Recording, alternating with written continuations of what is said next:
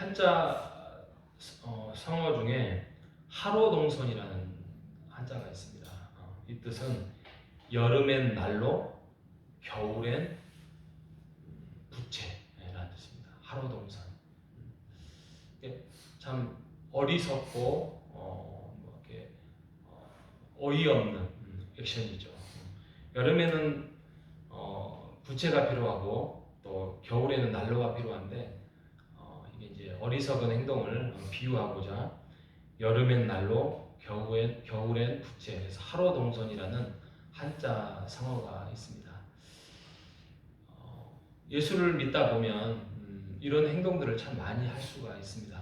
하나님의 뜻과 상관없이 하나님은 여름에 부채를 요구하는데 우리는 난로를 준비할 때가 있고, 또 겨울에는 또 난로가 필요한데 또 열심히 한다고 또 부채를 준비해서 하나님 저 이렇게 했습니다 라는 행하는 어리석은 신앙생활을 할 때가 참 많습니다. 사사기가 딱 지금 그런 쪽에 있습니다. 하나님에 대해서 뜻을 세워나가려고, 그러니까 율법도 있고 또 뭐 여러 가지의 액션도 있고 또 뭐 제사도 있고 그러지만 그들은 하나님의 뜻하고는 전혀 상관없는 행동을 행하는 거죠. 그래서 금방 읽었던 마지막 말씀에 그때에 사사기 시대에 이스라엘에 왕이 없었다. 그러니까 하나님을 섬기려는 그 하나님이 그 주인이 되지 못하고 하나님의 율법이나 말씀이 없는 상황에서 결국에는 자기의 소견대로 자기의 생각대로 행했다라고 사사기를 주제를 말하고 있는 것이지요. 앞전에 많은 사사들이 지나쳐 왔습니다. 그들은 완전치가 않았던 모습이에요. 뭐 왼손잡이도 있었고 그 당시에 이제 여인이라고 이렇게 지도자로 세우지는 않지만 여인도 있었고 또 입다처럼 다혈질 같은 그런 사람도 있었고 그런 부족한 사람들을 통하여서 그나마 하나님이 사사를 통하여서 이스라엘 백성들을 아우성을 치면 구원을 베풀고 이제 그랬음에도 불구하고 그들은 400년 가까이를 일시적인 회개와 하지만 또 하나님의 뜻을 저버리고 자기의 소견대로 말씀을 저버리는 행동들을 많이 했습니다. 그런데 17장부터는 하나의 사건들을 말씀을 합니다. 그래서 17장에서부터 21장은 왜 하나님의 왕국이 필요한가, 왜 하나님의 율법과 말씀이 필요한가를 이제 여실히 보여주기 위하여서 사사기의 사건 두 가지를 17장에서부터 21장까지 말씀하고 있습니다. 그리고 그 이야기가 끝나고 난 다음에 이제 룻기를 지나서 이제 새로운 이제 왕정 시대를 준비하는 그래서 사울 왕이 나오고 그다음에 다윗 왕이 나오고 그다음에 솔로몬 왕이 나오는 사건으로 성경은 진행되고 있는 것이죠. 17장에서 18장은 종교적인 신앙적인 무질서를 얼마나 나타나고 있는지에 대해서 예화를 설명하고 있고요. 19장에서 21장은 사회 전반적인 윤리가 얼마나 타락했고 무너져 있는지, 그래서 컨트롤 타워가 완전히 무너져 있는 그 이스라엘의 사회상을 말씀하고 있습니다. 그러면서 새로운 왕이 필요하다, 회복이 필요하다는 것을 절실히 말하고 있는 부분이죠. 19장의 시작은 이렇게 시작합니다. 이스라엘의 왕이 없을 그때에 에브라임 산지 구석에 거류하는 어떤 레위 사람이 유다 베들레헴에 첩을 맞이하였다.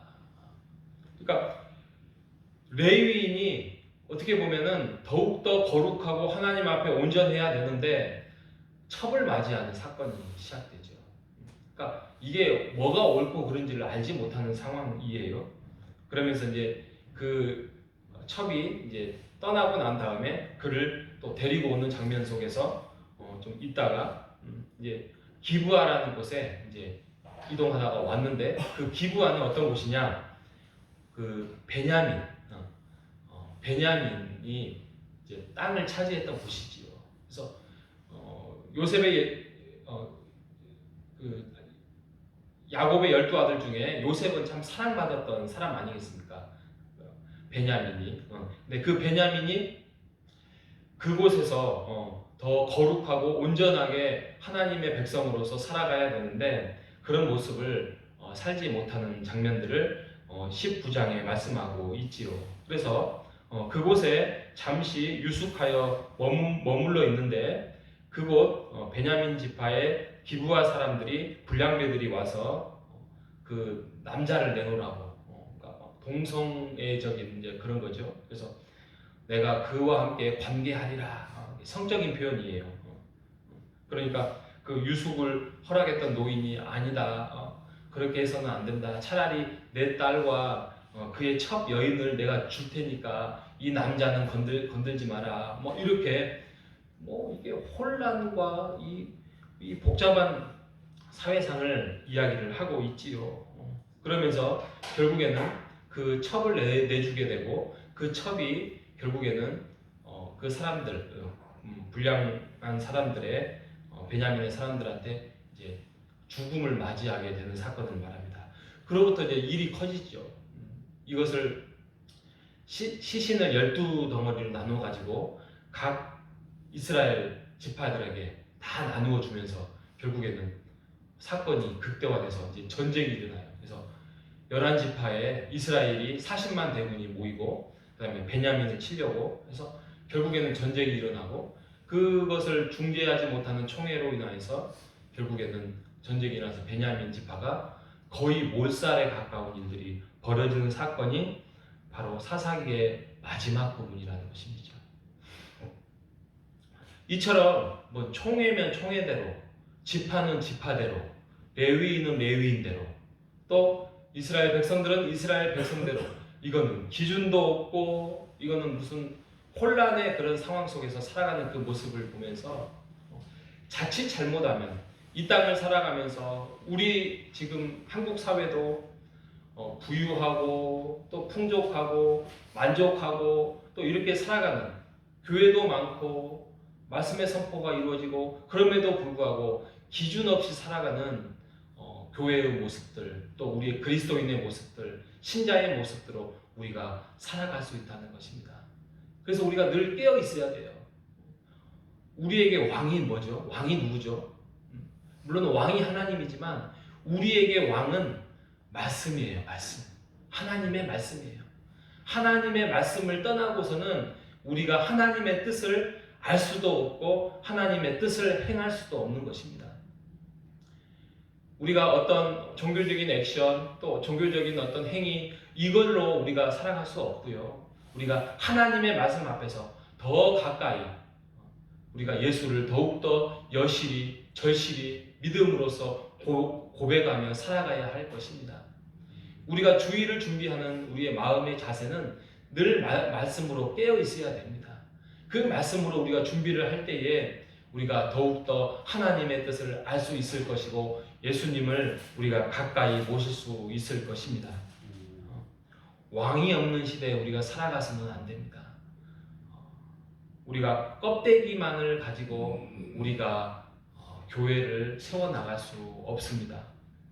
자칫 잘못하면 우리가 폭주하는 야망에 사로잡혀서 통제되지 않는 그 욕망으로 우리도 똑같은 사사기의 시대를 우리가 살아갈 수 있을 것이며 또 지금은 괜찮을지라도 다음 세대 그게 전수되지 못할 것입니다.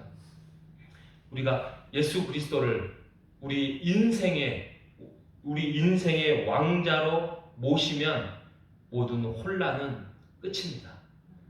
오늘도 우리가 예수님을 우리의 인생의 주인으로서 구세주로서 모셔드리는 하루가 되시기를 바랍니다. 예수님을 우리의 왕자에 모셨을 때 우리는 새로운 신분과 우리의 성품을 우리가 바르게 세워나갈 수 있을 것이고 교회는 진정한 진리와 자유와 성숙함으로 나아갈 수 있을 것입니다. 우리의 가정은 예수 그리스도로 인하여서 진정한 사랑과 존중과 순종으로 행동할 수 있을 것이고 우리의 일터는 성실과 정의와 공평으로 세워나갈 수 있을 것입니다. 예수님 안에서 우리가 오늘 왕으로 통치받으며 우리의 인생에서 승리하는 우리 모두가 되시기를 주님의 이름으로 축복합니다. 하나님 아버지 감사합니다. 비록 사사기의 시대는 왕이 없으므로 사람의 자기의 소견대로 행했던 모습들을 우리가 살펴봅니다. 그리고 나중에 왕정시대에 왔지만 또 그것도 온전하지 못했던 모습들을 우리가 살펴볼 수 있습니다. 하지만 오늘날 우리에게는 왕을 모실 수 있는 절호의 기회들이 참 많습니다.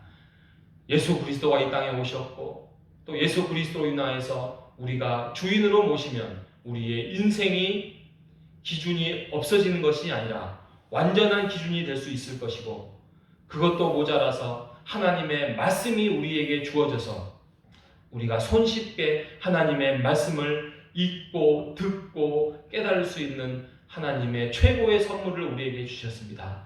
하나님, 우리가 이 말씀을 왕으로 모시는 인생이 될 수 있도록 인도하여 주시옵소서. 그럼으로써 우리의 개인과 우리의 교회와 우리의 가정과 우리의 일터 속에서 그리스도의 왕자를 모시면서 혼란을 끝내는 우리의 인생이 될 수 있도록 인도하여 주옵소서. 살아계신 예수님의 이름으로 기도합니다. 아멘.